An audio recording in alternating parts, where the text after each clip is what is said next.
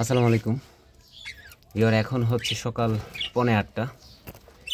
আমি আমার কলোনিতে এসে পাখিগুলোকে এখানে কলমি শাক আর পানি দিয়েছি। খাবারটা আমি এখনো দেইনি, দিব।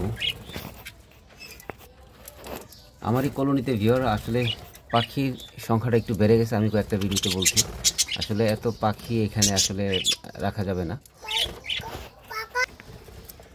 এই জন্য ভিউয়ার আমি আমার আশেপাশের জেলায় যদি সুযোগ থাকে বা সুযোগ পাই, আমি আমার এখান থেকে 4-5 জোড়া রানিং অথবা নিউ অ্যাডাল্ট পাখি আমি বিক্রি করে দিব বা এটা হাত বদল করব।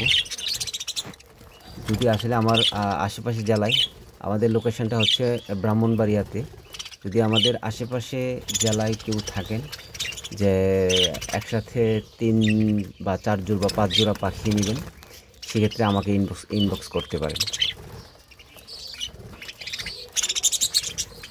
এখানে আমি কলমি শাক দিয়েছি, পাখিগুলো কলমি শাক খাচ্ছে, পাশাপাশি হচ্ছে এগুলোর যে পানি লেগে আছে এটা আমি একটু ভিজিয়ে দিয়েছি, ওইখানে কিছু পাখি গোসল করতেছে। আর গতকালের বৃষ্টিতে একটু ঠান্ডা লেগে গেছে মনে হয় কিছু পাখির। যাই হোক, এখন আবার খাবার দাবার খেলে আশা করি সব ঠিক হয়ে যাবে। এই হচ্ছে আমার হাড়ি গরু। অলরেডি এখানে কিচিরমিচির শব্দ শোনা যাচ্ছে।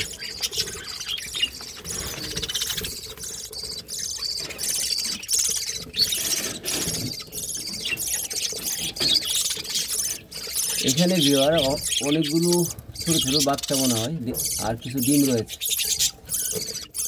যাই হোক, কিছুদিন পর এগুলো এক্সচেঞ্জ করে অন্য একটা হাঁড়িতে দিয়ে অ্যাভারেজ করতে হবে। ছোটোগুলো একদিকে আর বড়গুলো একদিকে।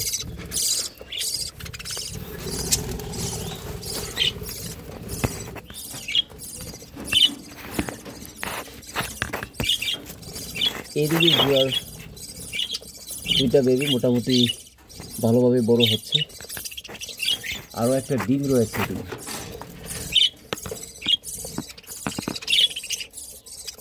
এটাতেও হচ্ছে বেশ কয়েকটা ডিম রয়েছে, হয়তো আরও কিছু ডিম দিবে।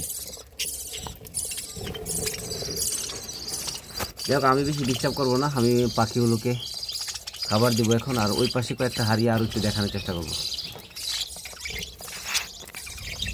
আমি এইদিকে চলে আসছি এখন। এটাতে 2টা লুটিনো রেড আই, 2টা বাচ্চা। এখানে 5-6টা ছিল, কিছু বাচ্চা এখানে নিচে নেমে গেছে। এগুলো আশা করি 1-2 দিনের মধ্যে নিচে নেমে যাবে। তো একদম নিউ কিছু বেবিও আমি সেল দিব। যদি কেউ নেওয়ার থাকেন আমার আশেপাশে জেলায়, তারা অবশ্যই আমাকে ইনবক্স করবেন।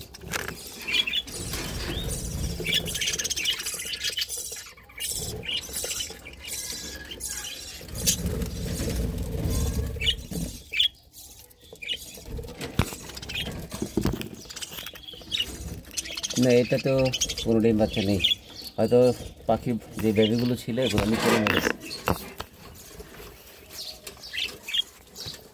তো ধন্যবাদ ভিউয়ার, আমি আর ভিডিওটা দীর্ঘায়িত করব না। আমি পাখিগুলোকে এখন খাবার দিব।